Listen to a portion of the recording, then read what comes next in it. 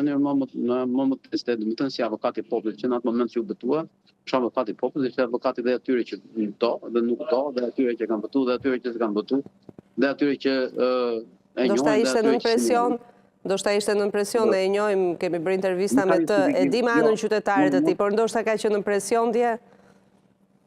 Po do të tregoj që nuk do të jetë në presion, se është zgjedhur avokati i popullit, që do të matet mirë, domethënë ai është njëri, domethënë që ja njeh dhe studiot, njeh emocionet, njeh debatet.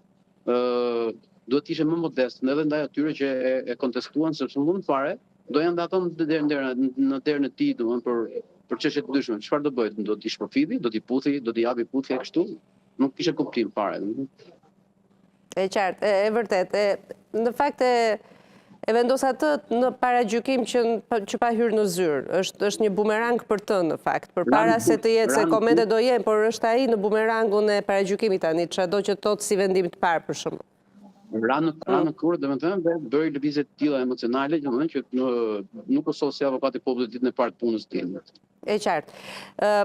Opozita protesta e të hënës, si e parashe? I paraprind disa protesta, opozita e ndarë në 2, 3, 4 protesta, por unë mendoj që e hëna do t'jetë testi i provës, sepse e thret vërtet Berisha, e thret vërtet Partia Demokratike, por duke qenë se gjithë nën protestat e tjera, apo protestat paralele me të kanë të njëjtin qëllim që ka të bëj me skandalet e qeverisjes sipas opozitës, mendoj që është momenti që të shikojmë a do të jetë emëruesi përbashkët 22 dhjetori për të gjithë?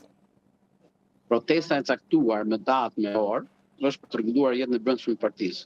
Protesta në mbështetjen qytetare do të ishte spontane sot në dyert e Kuvendit, do të ishte gjithë, domethënë, një organizim, një revolt popullore, një protestë e madhe, domethënë, dhe mendoj që kjo do ishte më ndershme se sa ajo të hënës. Hënës është për të rregulluar jetën e brendshme të partisë dhe duke pasur parasysh se sa shumë kontestime pati, sidomos sjellja e shumë deputetëve të opozitës, domethënë e Berishës, lidhur me zgjedhjen e avokatit të popullit, se sa reagim fort kishte në duke përfshirë dhe këtu, domethënë atë lloj që u pa, domethënë zemrimi që u pa në takimet e Salinjanit, mendoj që Berisha vendosi kështu, domethënë të vinë në 22 dhjetor.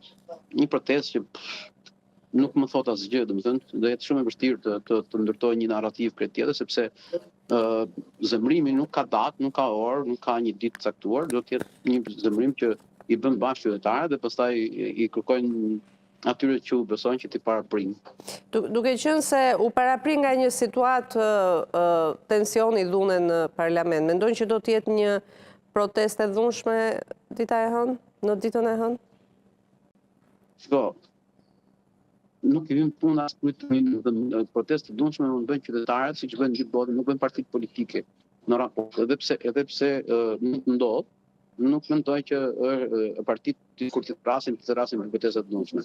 Duhet një zemrim, domethënë një protestë e fortë për të treguar që qytetarët nuk janë dakord me të, shpresoj të ndodhë, por mendoj që ato që duan të tregojnë qytetarët dhe tregojnë në mënyrë spontane nuk kanë nevojë për të vënë datë.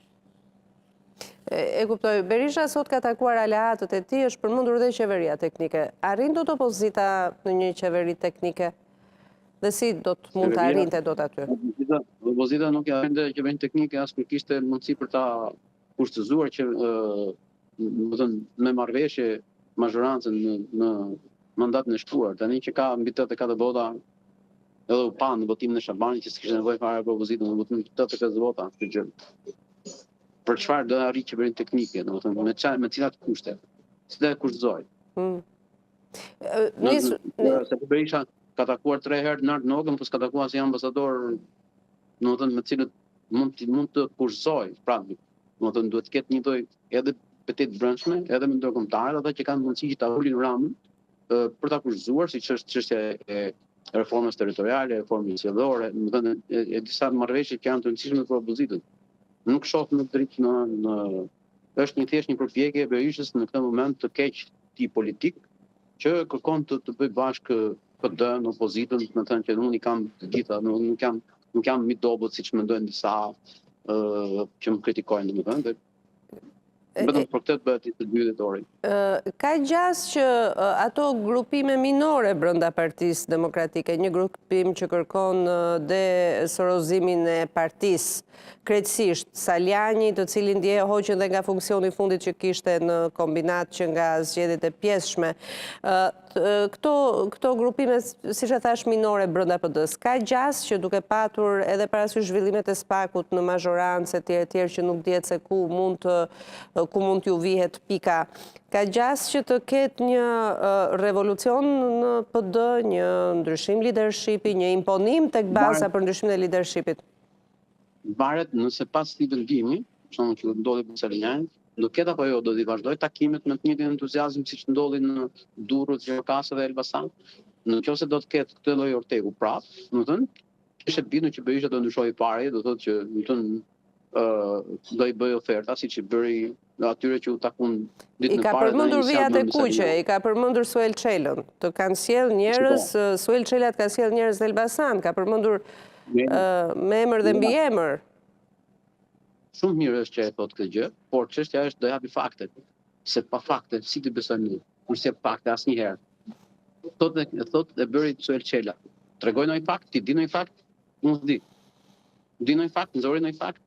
Nxori ndonjë dhënë, nxori ndonjë mesazh, nxori ndonjë takim që kishte bërë, domethënë se kështu me akuza, si lloj fakti, është politikë qesharake, domethënë do është vetëm me delegjitimu atë që mendon ndryshe.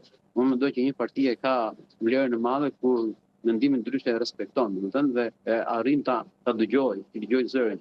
Jo ti sajoj të tilla akuza, domethënë pa si fakt. Nëse është e vërtetë, ose duhet të ikë Saljani, ose nëse ka gënjur duhet të ikë Berisha. Domethënë nuk mund të rrim pas asaj akuze. Se është shumë e fortë kjo, domethënë.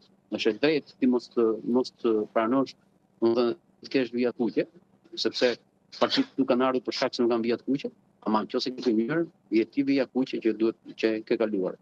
E qartë. SPAK-u në përballjen e parë me politikën, flas për kreun e ri të SPAK-ut, ai ishte sot prezent në komision në kryesinë e Kuvendit. Si e sheh SPAK-un kësaj radhe? E nis fort në fakt. Kreu i ri i SPAK-ut.